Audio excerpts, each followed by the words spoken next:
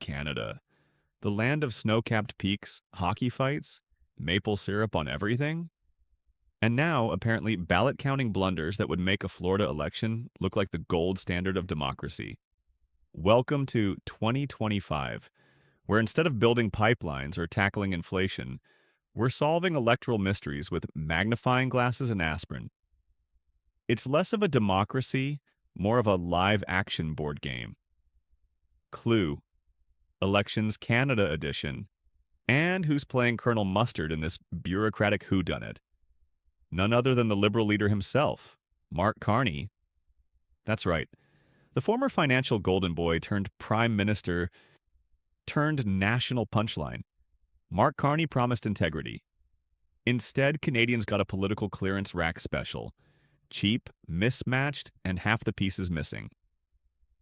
Meanwhile, from the conservative shadows emerges the one, the only Pierre Poilievre, Canada's very own comeback kid.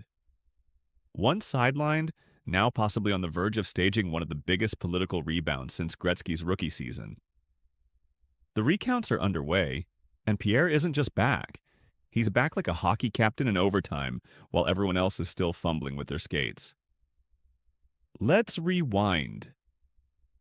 After the federal election wrapped up with a red ribbon tighter than a Liberal press release, Carney stepped onto his balcony, gave the classic wave, and declared victory.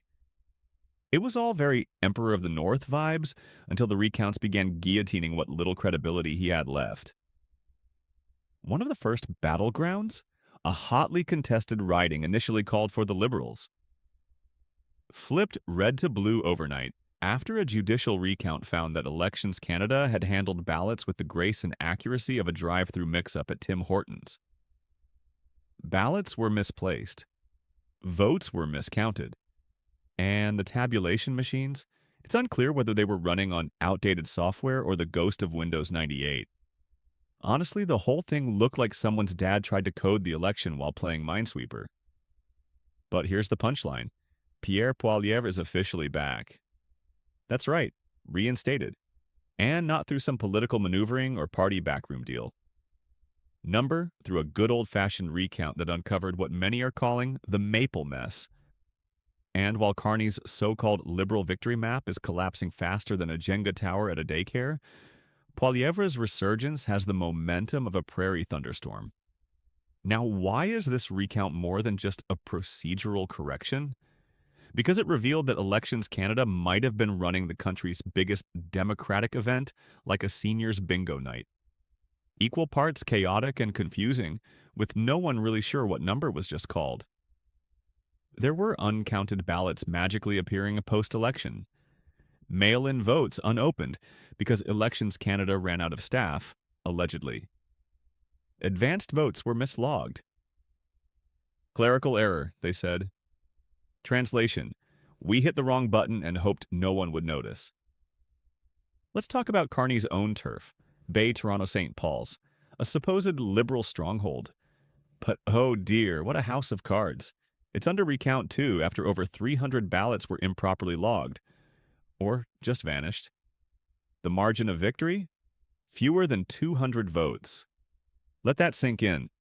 The sitting prime minister may be clinging to a seat more fragile than his climate policy. If this riding flips, Carney could go down in Canadian political lore as the first PM to lose his own seat in a judicial review. That's not a red wave. That's a full-blown political tsunami. And Carney's out there on the beach sipping rosé, totally unbothered. Or is he? Meanwhile, out west in Alberta, the Conservatives are playing political chess. Correction, 4D chess. Enter Damien Kirk, a loyal MP from Battle River Crowfoot, one of the safest Conservative ridings in Canada. He resigns, not in disgrace, not under scandal, but to make room. For who? You guessed it, Pierre Poilievre.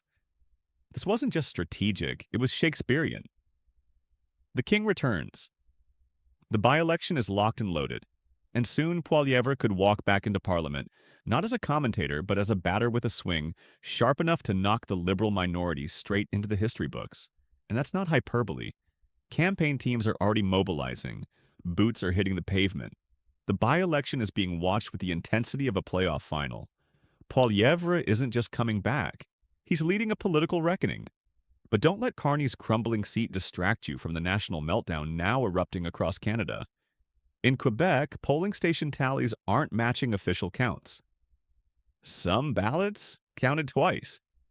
That's not democracy. That's math malpractice.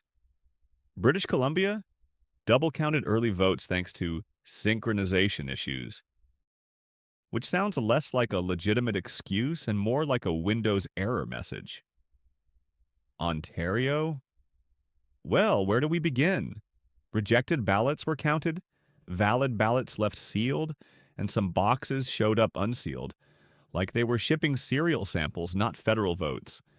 Elections Canada insists it's all procedural. Sure, and my uncle missing his anniversary is just a time zone error. The real tragedy? This election was supposed to be Carny's big pitch. A modern, transparent, efficient government led by an economic mastermind. Instead, we got a man who can calculate global interest rates but apparently can't count to 300 without dropping half the ballots in the recycling bin. Cabinet ministers are now tap dancing at press conferences. They say the system is working, they say. Really? Because from here, it looks like someone uploaded the democracy software without reading the instructions. Now compare all this to Poilievre's recount. Clean, transparent, no major irregularities. Monitored and reviewed. His margin? Legitimate, certified. Final. One is building momentum. The other? Excuses. And the contrast couldn't be starker. Carny is gripping onto a crumbling minority government, whispering stability like it's a magic spell. Meanwhile, Poilievre is poised to walk back into the House as a batter called back to the plate, after the umpire admits the last pitch was a fraud. But this story, this chaos, is no longer about one election. It's about trust. National trust. If Elections Canada can't track envelopes, how can Canadians trust them to protect democracy? The Liberal Party, once the default for so many Canadians, is hemorrhaging credibility. Their talking points? Dead on arrival. Climate leadership? Overshadowed by electoral chaos. Economic stewardship? Drowned by recounts. Voters aren't just skeptical, they're insulted. Canadians want a government that can at least open all the envelopes, never mind fix inflation.